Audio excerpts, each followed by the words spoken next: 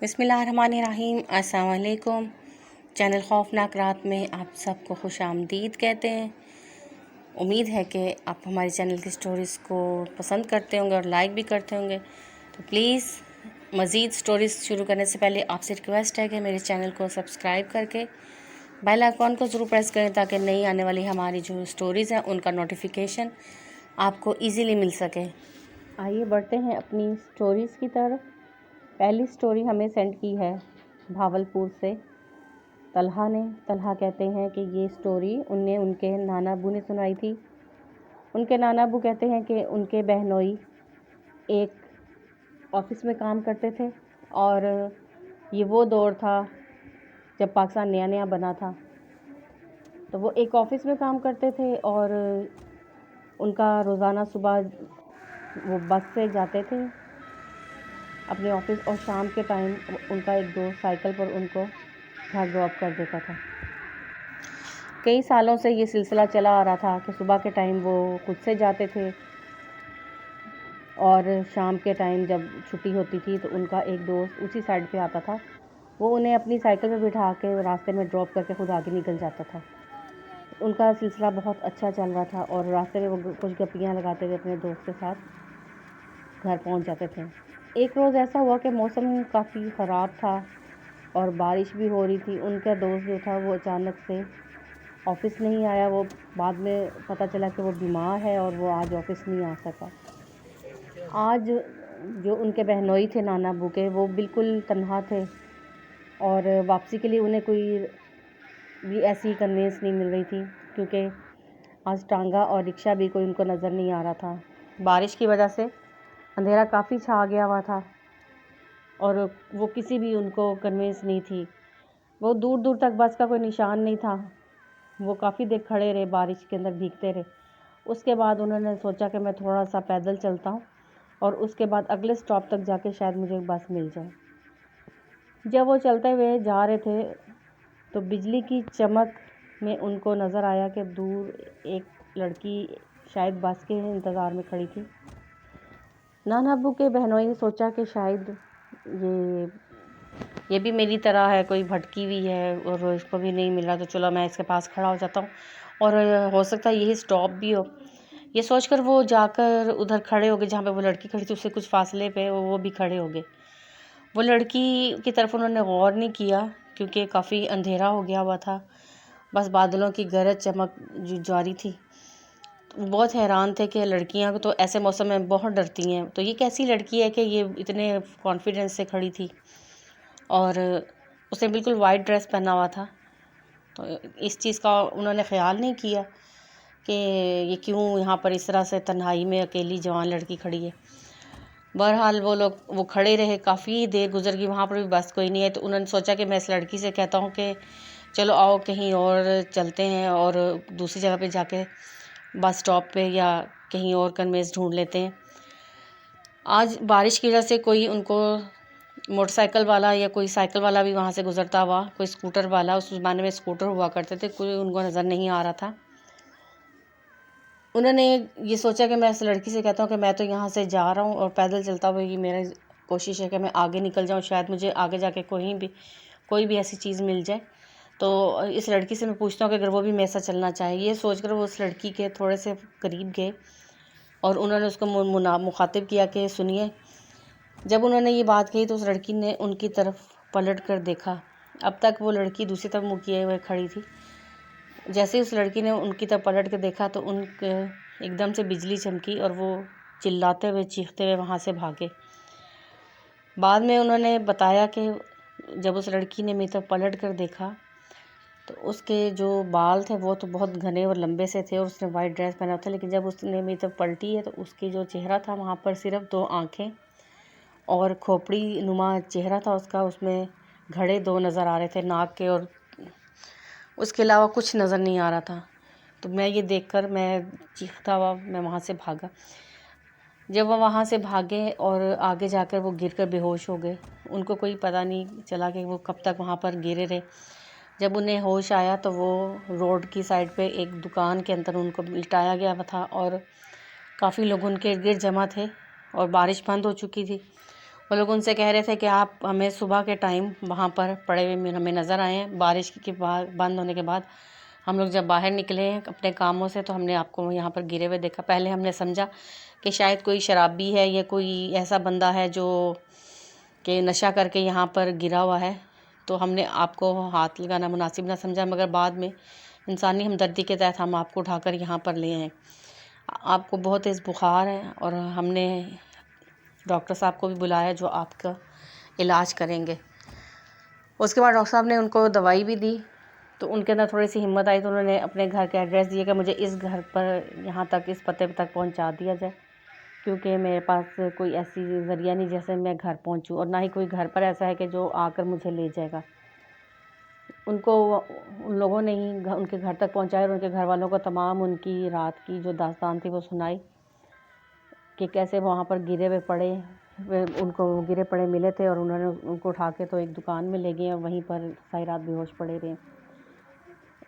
اس کے بعد گھر والوں نے ان سے پوچھا کہ ایسا کیا ہوا تھا جو آپ بے ہوش ہو گئے، تو انہوں نے وہ ساری ان کو اپنی بات بتائی، تو کہنے لگے کہ ہم نے وہاں پر اکثر سنا ہے کہ وہاں پر ایک لڑکی کی روح ہوتی ہے یا جو بھی تھا وہ چڑیل تھی یا جنات میں سے تھی جو بھی تھی۔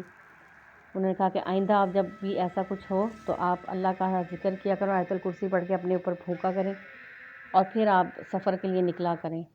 اللہ کا شکر ادا کریں کہ آپ کو اس نے کوئی نقصان نہیں پہنچایا۔ یہ تھی ہماری سٹوری جو ہمیں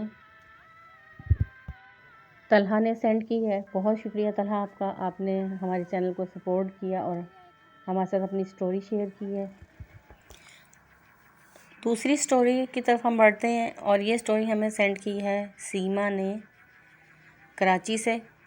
سیما کہتی ہیں کہ میرے مالک مکان جو تھے ہمارے، جن کے پاس ہم کرائے پر رہا کرتے تھے، ان کی بیٹی ہمارے پاس اکثر آیا جایا کرتی تھی، اور ایک بار اس نے یہ سٹوری ہمیں سنائی۔ وہ کہتی ہے کہ یہ سٹوری میری سہیلی کی ہے۔ میری سہیلی شادی شدہ تھی اور اپنے میاں کے ساتھ وہ کراچی میں ہی رہا کرتی تھی۔ ایک بار ایسا ہوا کہ وہ دونوں میاں بیوی موٹر سائیکل پر بیٹھ کر رات میں کافی لیٹ نائٹ وہ گھر سے نکلے اور انہیں کہیں پر جانا تھا۔ جب وہ اپنے مقام پر پہنچے وہاں پر ان کو دیر ہوگی، جن کے گھر وہ جا رہے تھے ان ریلیٹیوز کے گھر ان کو کافی دیر ہوگی۔ واپسی پر کافی اندھیرا چھا چکا تھا اور تقریباً آدھی رات کے قریب ٹائم آ گیا ہوا تھا، اور اب وہ لوگ دونوں گھر کی طرف روانہ تھے۔ میاں جو تھے وہ موٹر سائیکل چلا رہے تھے اور وہ پیچھے بیٹھی ہوئی تھی۔ وہ کہتی ہیں کہ مجھے پیچھے، میں آگے پیچھے دیکھتی ہوئی باتیں کرتی ہوئی جا رہی تھی، تو مجھے دور سے ایسا لگا کہ کوئی روشنی نظر آئی جو بہت تیزی سے ہماری موٹر سائیکل کی طرف بڑھتی جا رہی تھی۔ اس کے بعد وہ روشنی قریب آتی کہ میں نے سوچا کہ شاید کوئی موٹر سائیکل یا کوئی گاڑی ہوگی جو کہ آ رہی، مگر اس قدر رفتار سے وہ چیز آ رہی تھی کہ مجھے یہ شبہ تھا کہ یہ نہ ہو کہ آ کے ہماری موٹر سائیکل کو ٹکر مار دے۔ میرا دھیان سارا اس کی طرف ہی تھا، میں اس طرف متوجہ ہوگی، تو میں نے دیکھا کہ وہ جو روشنی تھی وہ جب قریب آئی ہے تو وہ کوئی گاڑی یا کوئی موٹر سائیکل نہیں تھی، بلکہ وہ ایک عورت تھی جو ہمارے پیچھے بھاگتی بھی آ رہی تھی، اور اس کے بدن کے اندر سے وہ روشنی پھوٹ رہی تھی۔ میں بہت زیادہ حیران ہو گئی کہ یہ کیسے ہو سکتا ہے، اور اس کی اتنی تیز رفتار کہ وہ اتنی دور سے اتنی تیزی سے ہم تک پہنچ گئی۔ میں اپنے ہسبینڈ کو بتانا چاہ رہی تھی مگر میری جو آواز ہے وہ نکل نہیں رہی تھی، اور میں بالکل، میرے زبان جو تھی میری گنگ ہو چکی تھی، جیسے کسی نے پکڑ لیا اور تالو سے میری زبان ہٹ نہیں رہی تھی، اور میرے حلق میں ہی میری باتیں جو تھی وہ پھنس گئی تھیں۔ میرے ہسبینڈ جو تھے وہ باتیں کرتے جا رہے تھے اور ان کو بالکل اس چیز کا احساس نہیں تھا کہ پیچھے میں کس کنڈیشن میں ہوں، میں کس طرح سے، کن حالات سے میں گزر رہی ہوں۔ اور وہ عورت بہت خوفناک تھی، اس کے لمبے لمبے بال تھے جو ہوا میں لہرا رہے تھے، اور وہ مسلسل موٹر سائیکل کے پیچھے بھاگتی بھی آ رہی تھی۔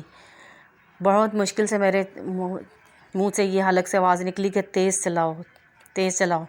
میرے ہسبینڈ نے تھوڑی سی موٹر سائیکل تیز کی اور کہنے لگے کہ پہلے ہی تو اتنی تیز ہے، مگر میں یہی کہتی جا رہی تھی کہ تیز چلاؤ، تیز چلاؤ۔ اس کے علاوہ میرے حلق سے کوئی بات نہیں نکلی تھی۔ میرے ہسبینڈ کہنے لگے کہ اتنی بھی کیا تمہیں وہ ہے جلدی جو تم بار کہہ رہی ہو کہ تیز چلاؤ، تیز چلاؤ، پہلے تو تمہیں تیز چلانے سے بڑا خوف آتا ہے اور آج تم خود کہہ رہی ہو کہ تیز چلاؤ۔ میں ان کو بتانا چاہتی تھی مگر میری زبان نہیں ہل رہی تھی۔ ایسا لگ رہا تھا کہ اگر میں اپنے ہسبینڈ کو بتاؤں گی تو یہ چیز مجھ پر حملہ آور ہو جائے گی۔ میں اس قدر خوف میں تھی، اس وقت مبتلا تھی کہ میں کہتی کہ کہیں سے کوئی ہماری مدد آ جائے، اور دوسرا مجھے یہ بھی خوف تھا کہ یہ نہ کہ میں اپنے ہسبینڈ کو بتاؤں تو یہ چیز میرے ہسبینڈ پر حاوی ہو جائے۔ اس لیے میں بہت زیادہ پریشانی میں، ایک دم میرے منہ سے اللہ کا نام نکلا اور میں نے اللہ اللہ اونچی اونچی کہنا شروع کر دیا. اس کے علاوہ مجھے کچھ یاد نہیں آ رہا تھا، کچھ سمجھ نہیں آ رہی تھی. جب میں نے اللہ کا نام لینا شروع کیا تو آہستہ آہستہ وہ جو چیز تھی اس نے اپنی سپیڈ جو تھی، جو اس کی رفتار تھی وہ ہلکی ہوتی گئی، اور پھر ایک مقام ایسا آئے گا جہاں پہ وہ بالکل کھڑی ہوگی اور ہماری موٹر سائیکل آگے نکل گئی. میں کافی دور تک اس کو دیکھتی رہی، مگر میں نے اللہ کا بہت شکر ادا کیا کہ دوبارہ وہ وہاں سے غائب ہوگی اور اس کے بعد نظر نہیں آئی. جب گھر آئے تو میں نے آ کے اپنے ہسبینڈ کو ساری واقعہ بتایا تو وہ کہنے لگے کہ تمہیں مجھے بتانا چاہیے تھا. اس طرح سے ہو سکتا ہے کہ وہ چیز ہم پر حاوی ہو جاتی، ہم پر حملہ کر دیتی، اور میں انجانے میں کوئی غلطی کر بیٹھتا تو تمہیں مجھ سے ذکر کرنا چاہیے تھا. میں نے ان کو بتایا کہ میری تو آواز ہی نہیں نکل رہی تھی. اس دن کے بعد سے ہم لوگ لیٹ نائٹ گھر سے نہیں نکلتے. اگر کہیں جانا بھی ہو تو ہم دن کے ٹائم جاتے ہیں، رات کے ٹائم ہم نہیں جاتے کہیں. بہت شکریہ سیما آپ کا، آپ نے یہ بہت ہی خوفناک سٹوری تھی جو ہمارے ساتھ شیئر کی ہے، اور بہت شکریہ آپ نے ہمارے چینل کو سپورٹ کیا ہے.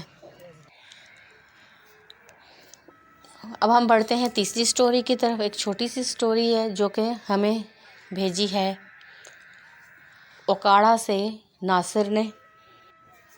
ناصر کہتے ہیں کہ ایک بار میں اپنے دوستوں کے ساتھ چھانگا مانگا جنگلوں کی طرف پکنک کے لیے ہم لوگ گئے.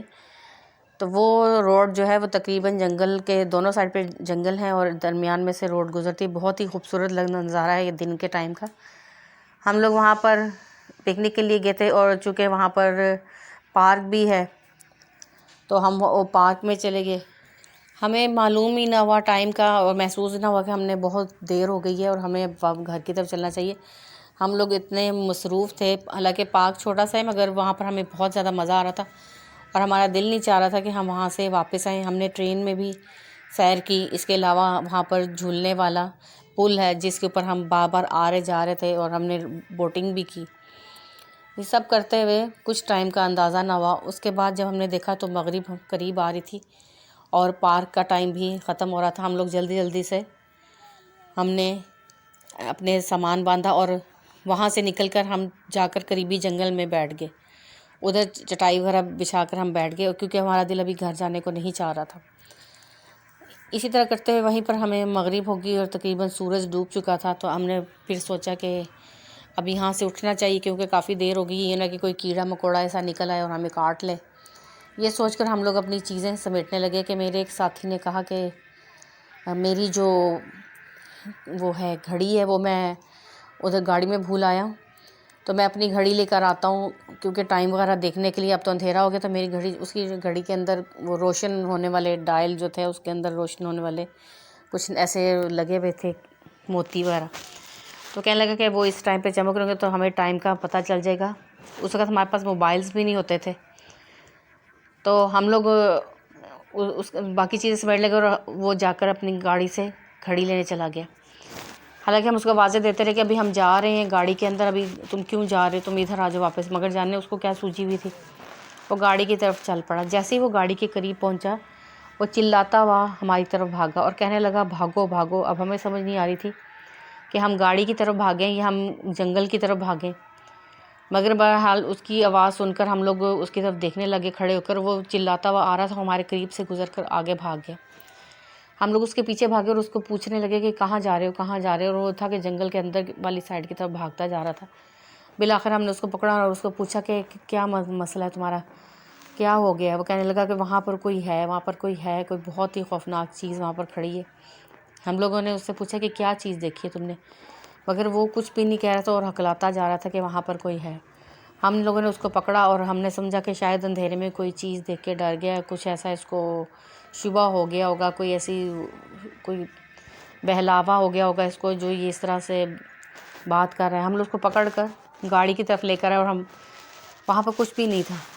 بہرحال ہم نے اس کو بٹھایا گاڑی میں اور ہم اپنا سامان رکھ کر وہاں سے چل دیے. ایک دم سے ہمیں یوں لگا کہ جیسے ہماری گاڑی کے اوپر کوئی چیز آ کے گری ہے اور گاڑی کا بہت زیادہ وزن اس پہ بڑھ گیا.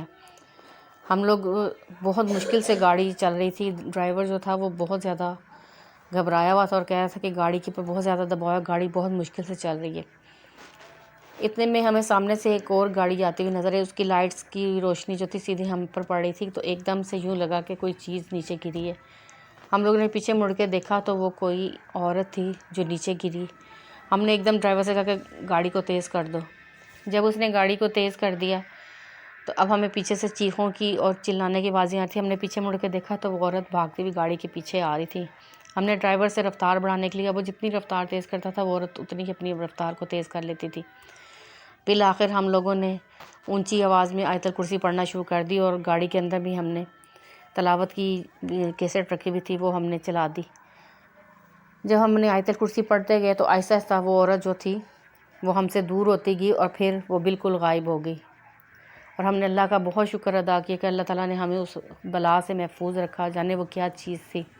ہم آج بھی جب یہ بات سوچتے ہیں، حالانکہ اس بات کو 15-20 سال ہو گئے، تو ہمیں اس چیز کا بہت خیال آتا ہے کہ وہ کون تھی اور وہ ہمارے پیچھے کیوں آ رہی تھی. اگر اس روز میرا دوست اس کو نہ دیکھتا اور ہم لوگ گاڑی کے اندر چلے جاتے تو جانے وہ ہمارا کیا حشر کرتی، یا اگر وہ آگے سے گاڑی نہ آتی اور وہ مسلسل ہمارے ساتھ سفر کرتی، ہمارے گھروں تک پہنچ جاتی تو وہ جانے ہمارے ساتھ کیا کرتی. یہ تھی میری سٹوری جو میں نے آپ سے شیئر کرنی تھی. بہت شکریہ ناصر آپ کا، آپ نے اپنی سٹوری مجھ سے شیئر کی. بہت خوفناک سٹوریز ہیں آج کی. امید ہے آپ لوگوں کو بھی پسند آئیں گی، اور ہمیں اپنا فیڈ بیک ضرور دیں کہ آپ کو آج کی میری سٹوریز کیسی لگی ہیں. ضرور ہمیں بتائیں. آپ کا فیڈ بیک ہمیں ملے گا تو ہمیں آگے بڑھنے کا حوصلہ ملتا ہے. آپ لوگ بھی کمنٹ باکس میں اپنی سٹوریز ہمارے ساتھ شیئر کر سکتے ہیں، سینڈ کر سکتے ہیں. ہم سب کو آپ کی سٹوری سنائیں گے اور سب کے ساتھ شیئر کریں گے. اور آپ اپنی سپورٹ جو ہے ہمیں دیں، ہمیں آپ کی سپورٹ کی بہت زیادہ ضرورت ہے. بہت شکریہ. اپنا بہت سا خیال رکھیں. Take care. اللہ حافظ.